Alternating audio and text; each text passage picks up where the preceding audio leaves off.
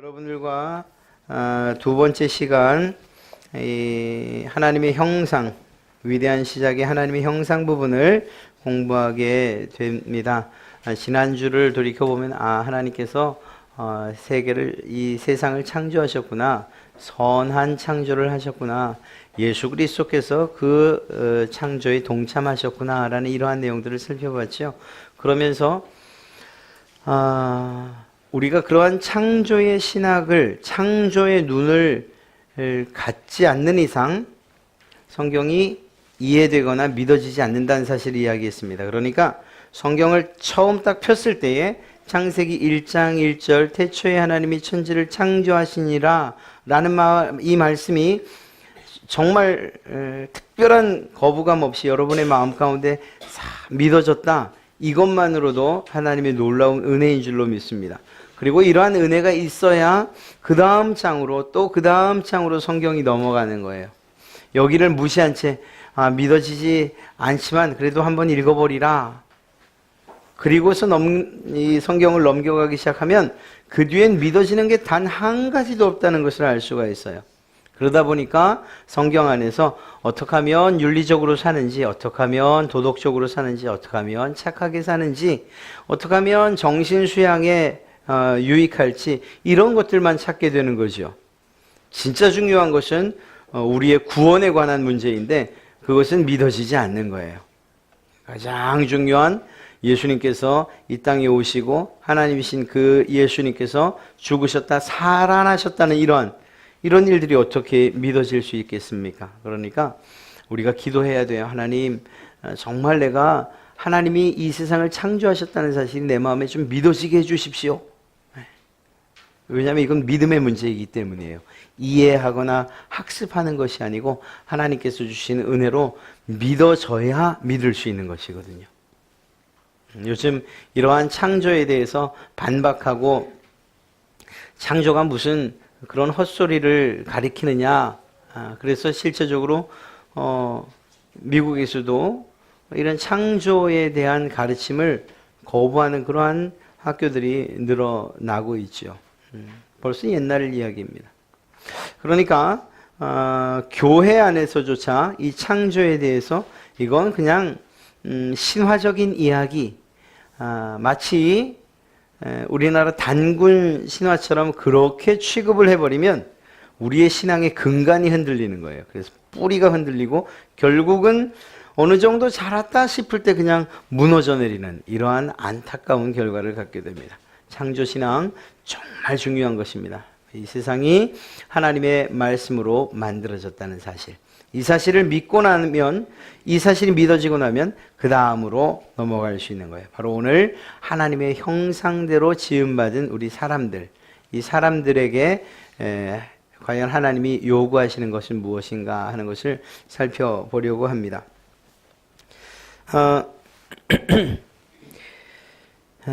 말씀드렸던 것처럼 이러한 진화론, 세상에서 가리키는 이러한 영향 때문에 사람을 어떻게 보는가? 단순하게 물질로만 보는 경향이 있습니다. 생물학적인 분류, 그래서 동물 혹은 극과 이런 정도예요. 그저 물질 이상도 이하도 안 보는 거예요. 그러니까 생명을 경시하는 그러한 일들도 일어나고, 그리고 정말 잔인한 그러한 사건과 사고가 끊이지 않는 것이죠. 단순하게 이렇게 물질이 아니라 그 안에 무엇인가 중요한 것을 담고 있다라고 생각한다면, 그리고 그것이 사실이라는 것을 깨닫게 된다면, 이러한 우리의 인간 내면으로부터 이러한 잔혹함, 그리고 잔인함, 이러한 모든 것들이 어쩌면 억제될 수도 있지 않겠는가 생각을 합니다. 신학자 가운데 후크마라고 하는 이는 이렇게 말합니다. 인간은 거울처럼 하나님을 투영하고 있으며 인간은 하나님을 대신하여 이 땅에 파송된 대사이다, 이렇게 말하고 있습니다. 그러니까 사람을 어떻게 보느냐? 하나님을 비춰주는 거울이다, 이렇게 이야기를 하고 있는 것입니다. 그리고 하나님께서 세상에 보내신 대사, 여러분 대사가 하는 일이 뭘까요? 누구의 뜻대로, 누구의 명령대로 움직여야 될까요? 보낸 사람의 뜻대로 움직여야 되고 보낸 사람의 뜻대로 말해야 되는 거죠. 거울은 있는 모습을 그대로 비춰주는 것을 거울이라고 합니다. 판토마임 같은 그러한 연기를 보면 쌍둥이가 둘이 앞에 서서 움직여요. 똑같이 움직여요. 정말 거울처럼 움직여요. 그러다가 그게 이제 코미디로 바뀌면서 한편은 움직이는데 한편은 가만히 서 있는 거죠. 그리고 뭐 손가락질을 한다거나 그것이 우리에게 웃음을 유발해요. 여러분, 거울이라는 것은요, 비춰지는 대상이 실체의 대상이 그대로 비춰지는 것을 거울이라고 이야기합니다. 여기에서는 움직이는데 저쪽에서 움직이지 않는 그러한 거울은 있을 수가 없어요. 무슨 말인가 하면 인간은 이러한 거울처럼 하나님을 투영하게끔 만들어진 존재라는 거예요. 적어도 죄가 이 땅에 들어오기 전에는 더욱이 그렇습니다. 그래서 이러한 거울로서 하나님을 내가 지금 비춰내고 있다라는 이 사실을 먼저 마음에 둘 때 오늘 이야기가 좀 쉽게 풀려갈 것 같습니다. 오늘 이 우리의 교재 예에서는 아이를 이제 낳게 되는, 출산을 앞둔 부모들의 이야기를 하고 있어요. 아이가 이제 태어날 날이 얼마 남지 않았어요. 그러면 그 아이가 지낼 방을 꾸미고 그 아이에게 필요한 옷들이나 또 여러 가지 기구들, 장난감, 또 위에서 천정에 매달릴 모빌, 뭐 하여튼 여러 가지를 준비하죠. 그러면서 그 부모의 마음엔 무엇이라고 이야기하는가 하면 그 아이를 향해서 이게 다 네 거야, 이러한 마음을 가지고서 준비하는 것입니다. 그렇죠? 야, 이거 다 내 거야. 내 거야. 나한테 허락 받고 가지고 놀아. 이렇게 생각하는 부모는 없어요. 왜냐하면 그 아이가 그만큼 소중하기 때문에 모든 것들을 만든 다음에 다 네 것이야 라는 이러한 마음으로 준비한다는 것이죠. 하나님께서 세상을 만드실 때에 아담과 하와를, 사람을 가장 나중에 만드셨습니다. 이들이 살아갈 땅들을 다 만들어 놓으시고 조건들을 다 갖춰 놓으시고 부족한 것이 단 한 가지도 없게 하신 다음에 그리고 사람을 만드셨어요. 무엇이라고 할까요? 이들을 향해서 자, 둘러봐라. 이 모든 세상이 다 너의 것이야. 이렇게 말씀하시는 겁니다. 아담과 하와가 들었던 이야기가 바로 그거예요. 그래서 그들에게 명령되어진 것들이 있는 거죠. 이 세상에 충만해라. 이 땅에 충만해라. 이 땅을 정복해라. 이 땅을 다스리라. 이유가 뭘까요? 다 너의 것이니까. 물론 거기에서 한 가지 우리가 이제 앞으로 살피게 되겠지만 한 가지 금하신 것이 있었어요. 그것은 바로 선악과에 관한 문제였습니다. 그것만 빼고는 모두 다 인간들에게, 사람들에게 주셨다라는 것입니다. 하나님께서 그것을 또 매우 기쁘게 여기셨던 것을 알 수가 있습니다. 이렇듯이 이제 세상 가운데서 만들어진 아담과 하와, 그리고 그의 후손인 우리가 하나님을 아는 자들로서, 하나님의 자녀들로서 과연 어떻게 살아가는 것이 하나님의 뜻에 부합하여 그 목적대로 살아가는 것인가 하는 것을 이제 살펴보도록 하죠. 한 가지 생각을 해야 될 것이 있습니다. 방금 말씀드린 것처럼 여러분은 하나님을 반영하는 거울이에요. 여러분을 통해서 하나님이 비춰지고 있다는 사실입니다. 세상 사람들이 여러분의 모습을 보면서 누구누구의 행동 혹은 말 혹은 마음으로 보는 것이 아니고 하나님께서 여러분을 비춰서 그 사람에게, 내게 보여주는 하나님의 모습이라고 생각할 수 있다는 사실을 기억하라는 것입니다. 또 그런 마음을 가지고 살아야 된다는 거예요. 그러니까 우리가 말하는 것이나 행동하는 것이나 표정 하나까지라도 나를 통해 하나님이 드러나고 있다는 사실을 생각하면서 살아야 된다는 것이죠. 그렇게 우리는 하나님의 형상을 반영하면서 살아가도록 만들어진 그러한 존재라는 것입니다. 왜냐하면 오늘 하나님께서 우리 사람을 만들 때 우리의 형상대로, 우리의 모양대로 사람을 만드셨기 때문입니다. 문제는 그거예요. 아니, 나 같은 사람이 하나님을 어떻게 반영하지? 내가 하나님의 모습을 제대로 반영하지 못하면 어떡할까 하는 이런 생각들. 우리는 흔히 그렇게 생각을 해요. 뭔가 굉장히 잘못하는데 그 사람이 예수님을 믿는데요. 그러면 우리가 보통 보편적으로 생각할 때 아니 무슨 하나님을 믿는 사람이 저래 라고 이야기할 수 있어요. 이게 왜일까? 사실은 그 죄 때문에 그렇습니다. 여러분 거울을 볼 때에 어떤 거울은 굉장히 날씬해 보이는 거울이 있어요. 아니 제 키는 똑같은데 그냥 날씬해 보이는 게 있어요. 또 어떤 거울은 내 몸보다 또 뚱뚱해 보이는 그런 거울도 있어요. 왜일까요? 무엇의 문제일까요? 거울의 문제예요. 거울의 문제. 거울이 볼록하거나 혹은 오목한 것에 따라서 비춰지는 대상은 전혀 변함이 없는데 그렇게 보이는 거예요. 심지어는 금이 간 그래서 깨져버린 거울도 거울의 역할을 하고 있어요. 그러나 그 거울을 통해서는 비춰지는 대상이 온전하게 보여질 수 없지요. 깨지고 일그러진 모습으로 보여질 수밖에 없어요. 우리가 원래는 하나님을 그대로 계신 모습 그대로 그분 모습 그대로를 반영하게 만들어진 거울이었는데 죄가 그만 우리의 마음의 거울을 깨뜨려 버리고 우리 가운데 있는 하나님의 형상을 파괴했어요. 그래서 그 죄 때문에 하나님이 더 이상 하나님의 원래의 모습대로 사람들에게서 나타나지도 않고 비춰지지도 않는 것이었죠. 이 문제가 어떻게 해결되어지는가? 바로 예수 그리스도가 이 땅에 오심으로 인해서 해결되어지는 거예요. 그래서 깨어진 하나님의 형상이 그분의 모양이 점점 회복되어져 가는 거죠.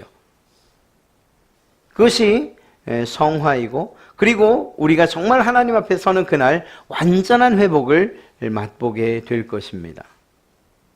그러니까 어떻게 저런 모습을 가진 사람이 저렇게 말하는 사람이 하나님의 형상을 담고 있다고? 난 믿을 수 없어. 이렇게 말하지 않아야 돼요. 또 한 가지는 무엇인가 하면 하나님의 형상을 이야기할 때에 하나님의 형상을 담고 태어난 사람, 담지 않고 태어난 사람이 없다는 거예요. 작은 사람이든 큰 사람이든 남자이든 여자이든 정상의 몸으로 태어났던 아니면 장애를 가지고 태어났던 아니면 살면서 장애를 입었던 그 누구 가운데에도 하나님의 형상이 담겨져 있지 않은 사람이 없다는 것입니다. 우리가 착각해서는 안 되는 것은 예수님을 믿는 사람들 안에만 하나님의 형상이 담겨져 있겠지 아니에요. 세상 모든 사람들은 다 하나님의 형상을 담고 그리고 간직하고 태어나요. 그러나 말씀드렸던 것처럼 그 죄의 문제가 너무 심각해서 그 죄를 해결하지 않아서 여전히 깨어진 하나님의 형상을 가지고 살아갈 따름인 거죠. 그리고 여러분들과 그 세상 사람들의 차이는 무엇인가 하면 우리는 드디어 회복의 길을 가고 있다는 거예요. 깨진 유리들이 점점 그 깨진 조각들이 맞춰져 가고 그 깨졌던 금들이 사라져가고 지워져가고 온전한 거울로 바뀌어져 가는, 그래서 예수님을 그리고 하나님을 반영하는 그러한 삶을 더 잘 살아가고 있는 것일 뿐입니다. 그런 면에서 볼 때에 그 누구도 우리가 존중하지 않을 사람이 없는 거예요. 여자기 때문에, 약하기 때문에, 아이기 때문에, 장애를 갖고 있기 때문에 그가 멸시를 당하거나 혹은 조롱의 대상이 될 수 없다는 사실입니다. 믿던 믿지 않던 중요한 게 아니에요. 그가 누구이든지 간에 정말 사회적인 활동을 하든지 그렇지 않든지, 병을 가지고 있든지 그렇지 않든지, 장애를 가지고 있든지 그렇지 않든지, 신체적인 외모가 이렇든지 저렇든지 간에 그 누구도 나를 통해서 존중받지 못할 사람은 아무도 없다는 것입니다. 다시 말하면 우리는 누구나 다 하나님의 형상이 담겨져 있다는 생각을 가지고서 그들을 대해야 되는 거예요. 누구를 대하듯이? 마치 하나님을 대하듯이 그렇게 존중하고 존경하는 마음을 모든 사람들을 향해서 가지고 있어야 된다는 것을 의미하는 것입니다. 이렇듯 하나님의 형상을 담고 있는 그러한 사람으로 보느냐, 아니면 진화론에서 말하는 것처럼 생물학적으로 그저 그냥 이 동물의 분류상에서, 그래서 한 세상 살고 끝나는 그러한 육신으로만 보느냐, 이러한 매우 큰 차이를 우리는 알 수가 있습니다. 자, 그렇다면 이제 하나님을 어떤 모습으로 우리는 반영을 해야 되느냐는 거예요. 우리는 이제 믿는 사람들이지 않습니까? 믿는 여러분들이 어떻게 하나님을 반영해야 되는가? 첫째는 세상을 지혜롭게 다스리는 그러한 모습으로 하나님을 반영해야 됩니다. 세상을 지혜롭게 다스린다. 사실 하나님께서 사람을 만드시고 아담과 하와에게 첫 번 하셨던 이야기가 무엇인가 하면 바로 이거예요. 생육하고 번성하여 땅에 충만해라. 이 땅 한가득, 정말 땅에 가득 차고 넘쳐라, 이것을 명령하셨어요.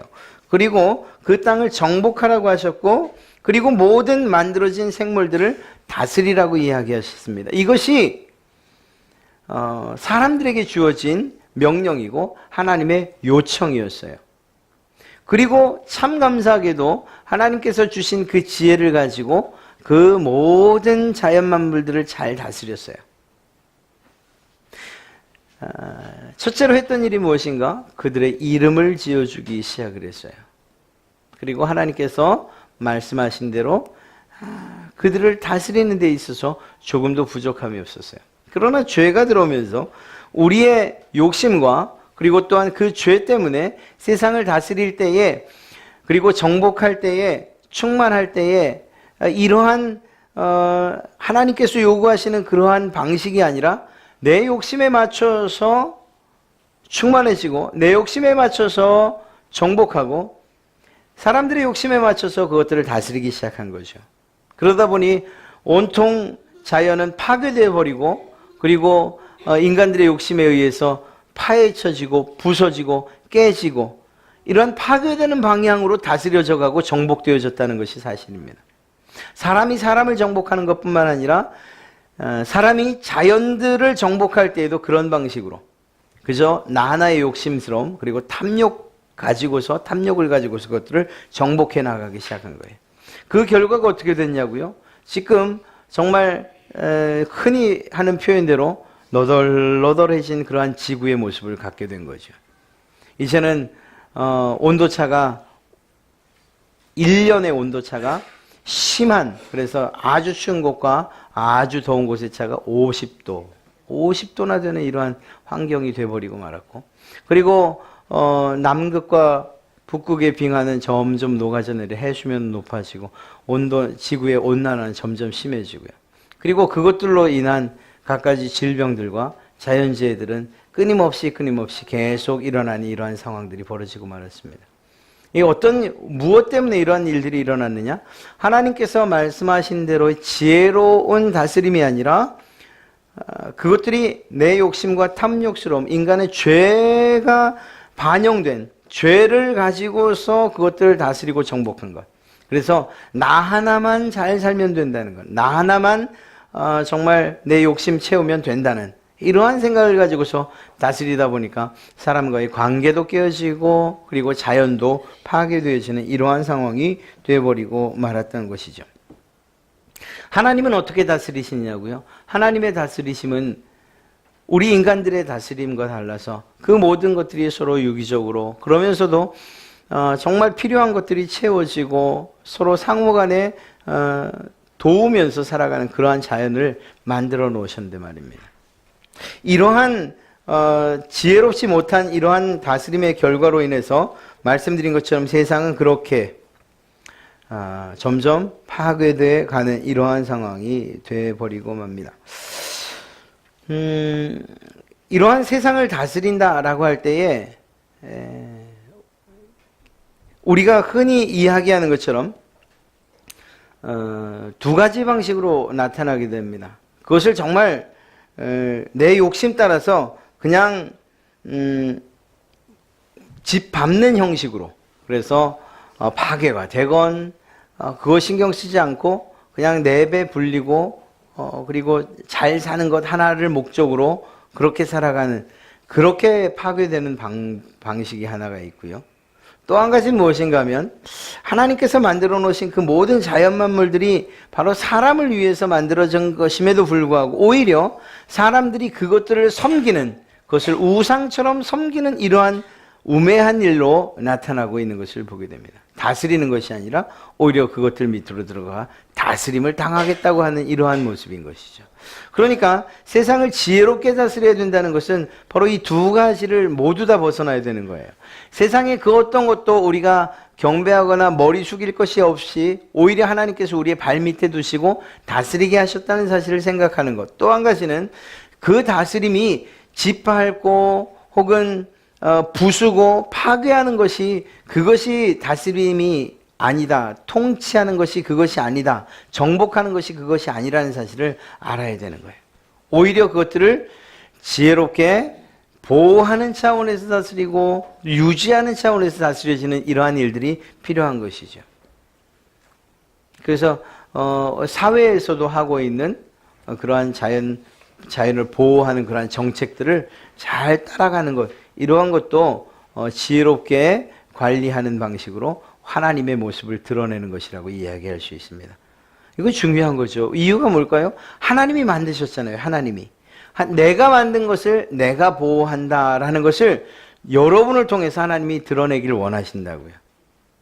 예수 믿는다고 하면서 정말 이 산에 한번 놀러 갔다가 오면서 뭐 쓰레기 남들이 보지 않겠지 바위 밑에서 쑤셔놓고 또 해변가에서 모래로 이렇게 덮어놓고 오는 이런 일들은 하지 않아야 되는 거예요. 왜? 내 아버지가 만든 땅을 내가 부술 수는 없잖아요. 할 수 있는 대로 정직하게 그리고 할 수 있는 대로 보호하는 이러한 일들이 우리에게 필요한 거예요. 아주 작은 일부터요. 네. 이렇듯이 지혜롭게 다스리는 그러한 일들이 필요하다라는 것입니다. 또 한 가지는 무엇인가 하면 이 관계를 통해서 하나님의 모습을 우리는 반영해야 됩니다. 좀 어려운 이야기 같지만 하나님의 형상으로 지음받았다는 이 사실이 의미하는 것은 그것은 무엇인가 하면 피할 수 없는 관계 가운데 놓였다는 것을 이야기하는 거예요. 하나님이 우리를 만드실 때에 다른 세상의 만물들을 만드신 것처럼 빛이 있으라.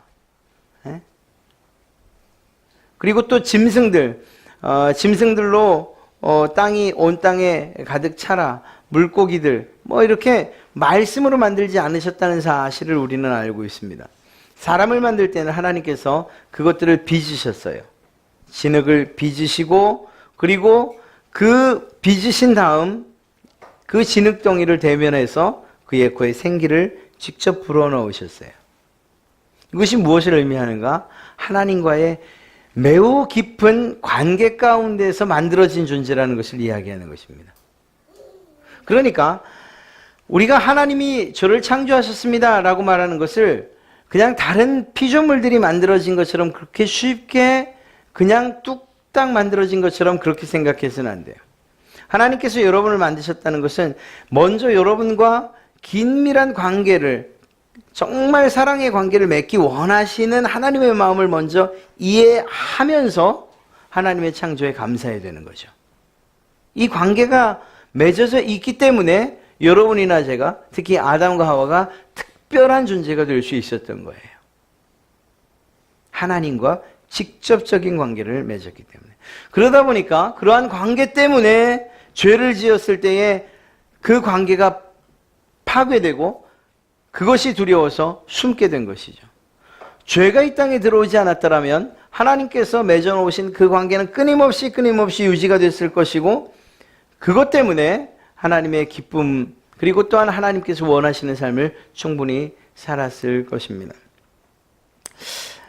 하나님과의 관계뿐만 아니라 이 관계는 다른 사람들과의 관계 가운데도 나타난다는 것입니다. 세상 만물을 창조하실 때에 하나님께서 능력을 나타내셨어요. 우리 사람을 만드실 때는 그 능력과 더불어 손수 지으셨다라는 것이죠. 하나님과의 관계, 이것을 꼭 기억하셔야 됩니다.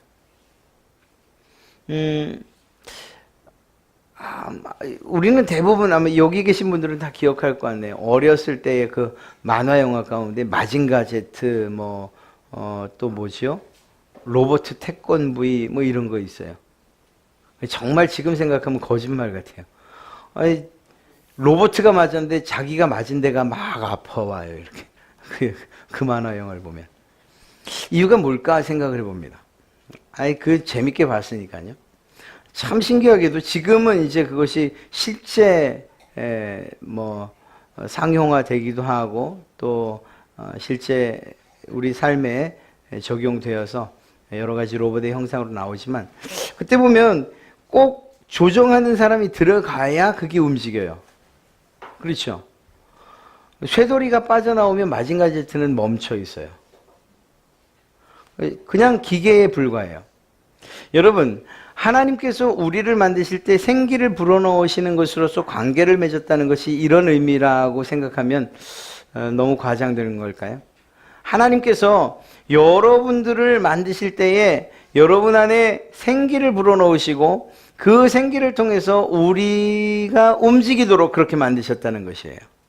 그러니까 우리 안에 있는 실제적인 주인은 하나님으로, 그 하나님이 주인 되게끔 만들어진 존재였다는 것이죠.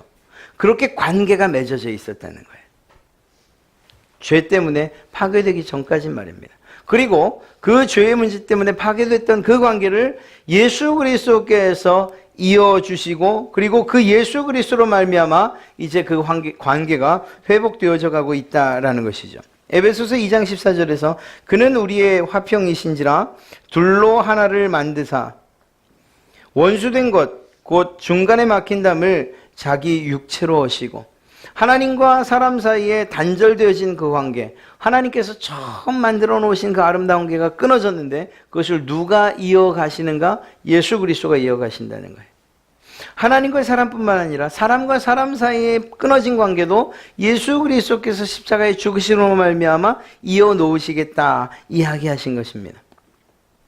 바로 이것이 하나님께서 우리에게 요구하시는 거예요. 너 끊어진 관계들을 이어가면서, 그리고 그것이 회복되어 가는 과정을 통해서 내 사람이라는 것을, 내가 네 안에 있다는 사실을 반영하면서 살아라. 이렇게 이야기하는 거예요. 그러니까 난 예수 믿는 사람입니다 라고 말하면서 하나님과의 관계가 온전히 이루어지지 않고 사람과 사람 사이에 화목하거나 화해하는 일들이 없다면 이것은 하나님을 제대로 반영하는 삶이 아니라고요. 특별히 하나님께서 가장 가까운 관계로 주신 부부 안에서, 혹은 자녀와 부모 사이에서, 혹은 교회 성도와 성도 사이에서 우리가 해결하지 못할 문제가 있다라고 한다면 그것은 결코 하나님을 제대로 반영해 살아가는 것이 아니라는 거예요. 예수님께서 십자가에 죽으시면서까지 그 관계를 다시금 회복시켜 주려고 얼마나 노력하셨는데, 그것 때문에 죽으셨는데 그 죽으심조차 무의미하게 해버리는 나의 고집스러움과 죄됨이 여전히 남아있다는 증거인 거죠. 그러니까 하나님과의 관계가 회복되어지는 것을 통해서, 그리고 사람과 사람 사이에서의 관계가 다시금 회복되어지는 것을 통해서 내 안에 하나님의 형상이 담겨 있습니다라는 것을 나타내 보여야 된다고요. 바꿔 이야기하면 난 저 사람과 절대 화해할 수 없어 라고 한다면 의지적으로 하나님의 형상이 표현되는 것, 또 다른 사람에게 비춰지는 것을 의지적으로 막는 거예요. 그건 또 다른 죄가 될 수 있는 것이죠. 하나님께서 결코 기뻐하지 아니하시는 그러한 일이 될 줄로 믿습니다. 하나님의 형상을 반영한다는 것은 하나님과의 올바른 관계, 그리고 또한 그 관계 가운데서 믿음과 순종, 이것이 포함된 것이고요. 또한 다른 사람들과도 올바른 관계를 맺는 것을 의미합니다. 예수님께서 이 일을 위해서 이 땅에 오셨고 죽으셨고, 또 예수님께서도 하나님과의 관계를 올바로, 그리고 또 자기의 제자들뿐만 아니라 이웃들과의 관계를 올바로 형성하셨던 것을 보게 되죠. 예수님이 어떤 분이실까요? 하나님의 형상을 완전하게 드러내 보여주신 분이 바로 예수님이시죠. 하나님이 예수님이시니까 말입니다. 그렇다고 하면 예수님이 살아가신 그 길들을 쭉 따라 걸어가면, 그러면 우리는 하나님을 잘 반영하면서 투영하면서 살아가는 그러한 인생이 될 줄로 믿습니다. 한 가지 더 말씀드릴게요. 그러나 이게 매우 중요합니다. 그것이 무엇인가 하면 일하고 안식하는 그러한 반복된 리듬을 통해서 하나님을 반영하는 것, 그러한 존재라는 거예요. 이게 무슨 소린가? 일하지 않는 것? 네, 중요합니다. 왜냐하면 하나님께서 6일까지 일하시고 마지막 날 쉬셨어요. 이게 하나님께서 피곤하시거나 힘들어 쉬신 것은 결코 아니에요. 오히려 그것은 우리 인간들을 통해서 우리 인간들에게 쉼을 주시고자 하시는 하나님의 특별한 은혜였던 것을 우리는 알 수가 있습니다. 일이라는 것, 노동이라는 것, 이것은 비록 우리의 죄 때문에 주어진 것이긴 하지만 그러한 노동의 결과로 얻어지는 이러한 유익들이 결국 우리에게 기쁨이 되는 것, 그렇게 볼 땐 축복이죠. 마치 여자에게 범죄의 결과로서 해산의 고통을 주셨던 것처럼 그 고통이 참 크지만 그러나 새로운 생명을 가슴에 품을 때의 그 뿌듯함과 그리고 또 그 감사함은 경이로움은 이루 말할 수 없지 않습니까? 그러니까 그것이 형벌인 동시에 그러나 하나님께서 기쁨도 되게 하셨다는 거죠. 일도 마찬가지입니다. 그런데 그 일에 있어서 하나님이 제한을 주셨는데 바로 그것이 마지막 날 제7일째의 쉼이라는 것입니다. 이건 하나님의 명령이에요. 특히 요즘에 그러한 어떤 사조라고 할까요? 주의를 지켜야 되느냐? 꼭 그럴 필요 없다라고 말하는 이러한 이야기들이 점점 많아져가는 이 시대에 우리는 분명하게 이 하나님의 쉼에 대해서 우리의 삶에 적용시켜야 돼요. 요즘처럼 힘든데 일하지 않고 어떻게 살 수 있습니까? 하루 쉬면 그러면 빵꾸 나요. 내 삶이 정말 한 구석이 축 나요. 정말 그럴까 한번 생각해 봐야 됩니다. 내가 하나님께서 명령하신 쉼을 제대로 쉬지 못하고 끊임없이 일하는 것, 그것이 과연 그 이유가 무엇인가 한번 생각해 봐요. 정말 그날 일하지 않으면 먹고 살 수 없어서인가? 광야에서 내리던 만나가 그것을 증명해주고 있어요. 하나님을 의지할 때에 우리의 살아가는 일은 결코 걱정할 것이 아니라는 사실을 증명해주고 있어요. 뿐만 아니라 성경에서는 이 안식일에 대해서 분명하게 그리고 매우 엄하게 명령하고 계시다는 것을 우리가 종종 잊어버려요. 신명기 5장 12절에서는 내 하나님 여호와가 내게 명령한 대로 안식일을 지켜 거룩하게 하라, 이렇게만 명령하고 있어요. 굉장히 부드럽고 유하죠. 그런데 사실 이것이 이 명령이 처음 주어지던 출애굽기의 명령으로 다시 돌아가 보면 이렇게 기록하고 있습니다. 너희는 안식일을 지킬지니 이는 너희에게 거룩한 날이 됨이니라. 그날을 더럽히는 자는 모두 죽일지며 그날에 일하는 자는 모두 그 백성 중에서 그 생명이 끊어지리라고 말하고 있어요. 여러분, 하나님께서 이 안식일을 지키라는 것을 십계명에 포함시키면서 이것에 대한 부연 설명으로 그 안식일을 거룩하게 지키지 않고 또 일하는 자, 더럽히는 자들에 대해서 모두 죽이라고 명령하고 있다는 사실은 매우 충격적입니다. 오늘날 이 정신이 여전히 우리 가운데도 있어야 된다는 사실을 꼭 기억하시기 바랍니다. 하나님을 반영하면서 사시고 싶으십니까? 그렇다면 우리의 가장 중요한, 정말 내게 필연적이고 내게 요구되어지는 것, 내가 정말 일하지 않으면 안 되는 것, 내가 손을 놓을 수 없는 그 모든 것들을 멈추는 날, 그날이 있어야 된다는 것을 꼭 기억하시기 바랍니다. 이게 뭘 이야기하는 걸까요? 내가 사는 것이 아니고 내 힘으로 사는 것이 아니고 하나님의 힘으로 삽니다라는 그것을 고백하는 거예요. 내가 이날 분명히 이것은 해야 됩니다. 이거 안 하면 내가 정말 굶어 죽습니다. 그래서 합니다. 그 이유 때문에 그만하라는 거예요. 그날을 쉬라는 거예요. 그날을 하나님께서 기뻐하시는 날로 온전히 드리라는 거예요. 그렇기 때문에 안식일에 대한 문제는 단순하게 쉬는 문제의 차원을 떠나서 내가 하나님을 정말 신뢰하고 있는가 그렇지 않은가와 관계된 문제인 거예요. 나 오늘 일하지 않으면 하나님 아니라 하나님 할아버지가 오신다 해도 나는 굶어 죽을 수밖에 없어요. 그 문제를 깨라는 거예요. 그 불신앙을 하나님을 믿는 그 신앙으로 돌이키려는 거예요. 그렇기 때문에 이 안식일에 대해서 그토록 엄중하게 이야기하고 있는 것입니다. 모두 죽일지며 생명이 끊어지리라. 이 법대로 적용할 수는 없지만, 그러나 우리 그리스도인들 정말 내가 하나님의 모습을, 하나님의 형상을 반영하면서 살고 싶습니다 라고 한다면, 그렇다면 정말로 과감하게 우리의 주어진 안식일날 이 주일을 하나님 안에서 거룩하게 쉬면서 지내야 된다는 사실을 꼭 기억하시기 바랍니다. 하나님께서 책임지신다고 약속해 주시는 것이지 않습니까? 그렇다고 한다면 그 하나님께 맡겨야 되는 것이 맞죠. 내가 요만큼까지는 내가 맡기겠습니다. 그런데 주일날 일하는 것만큼은 내가 요것만큼은 못 맡기겠습니다. 이게 아니라니까요. 하나님을 신뢰하는 것, 그것은 목숨을 내걸고 믿어야 되는 일이에요. 그런 면에서 볼 때 정말 단순하게 쉬는 문제가 아니라 하나님을 믿는 신앙의 문제라고 생각하고 주일과 또한 그 쉬는 것들을 우리가 지켜가야 한다라는 것이죠. 그냥 쉽게 생각하면 우리는 기계가 아니에요. 하나님이 우리를 기계로 만들지 않으셨어요. 그래서 이 하루의 쉼이 또 다른 한 주간을 살아가는 새로운 동력이 되게 하나님이 하신다라는 것이죠. 그런 차원에서 또 한 가지는 교회 안에서의 과중한 업무들에 대해서도 사실은 교회가 생각하고 또 조정할 필요는 있어요. 참 이게 말로는 쉬운데 쉽지는 않은 일인 건 분명합니다.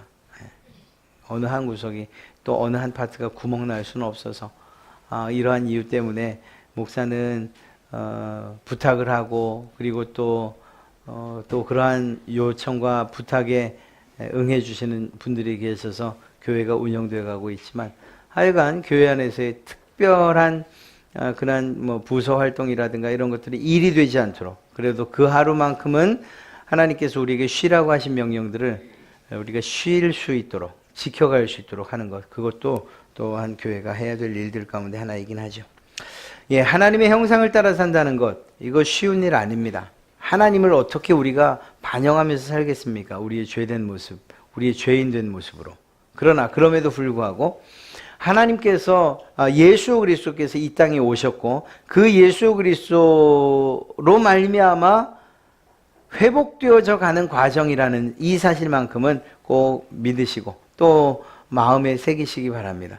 여전히 깨진 상태로 있다, 박살난 상태로 있다가 하나님 앞에 서는 것이 아니고, 우리 가운데 깨지고 부서진 하나님을 반영하는 그 거울을 주님께서 어루만지시고 성령님께서 또 어루만지시고 그래서 회복시켜가는 과정, 그것이 바로 우리의 성화의 과정, 거룩하게 되어져가는 과정이라고 이야기하고 있는 것입니다. 어느 정도 시간이 지나서 또 정말 많이 회복되어진 그 거울을 통해서 여러분들이 예수 그리스도를, 하나님을 이웃들에게 비춰서 하나님이 이런 분이야, 이렇게 말로써, 행동으로써, 표정으로써 비춰주시기 바랍니다. 하나님이 도대체 어떤 분이야? 저 사람 보면 알아. 저 사람처럼 아마 하나님이 저러실 거야. 이렇게 이야기하는 이러한 일들이 다른 사람 아닌 바로 여러분들을 통해서 나타나시기 바랍니다. 한 가지 말씀드린다면 정말 어렵다. 하나님을 어떻게 닮아갈까? 그래서 첫째는 하나님의 성품을 알아야 돼요. 하나님의 성품이 이러다 이런 분이시다라는 것을 알아서 그 성품을 닮아가도록. 또 두 번째는 그것도 잘 모르겠다 그러면 예수님을 닮아 살아가면 됩니다. 왜냐하면 예수님, 그분이 하나님이시니까 말입니다. 예수님을 닮아 살아가는 그러한 삶, 이것이 여러분들의 삶의 목표와 또한 이유가 되시기를 바랍니다. 그렇게 될 때 여러분도 알지 못하는 사이에 우리는 이미 하나님을 반영하는 아주 멋진 그러한 거울이 되어 있을 줄로 믿습니다.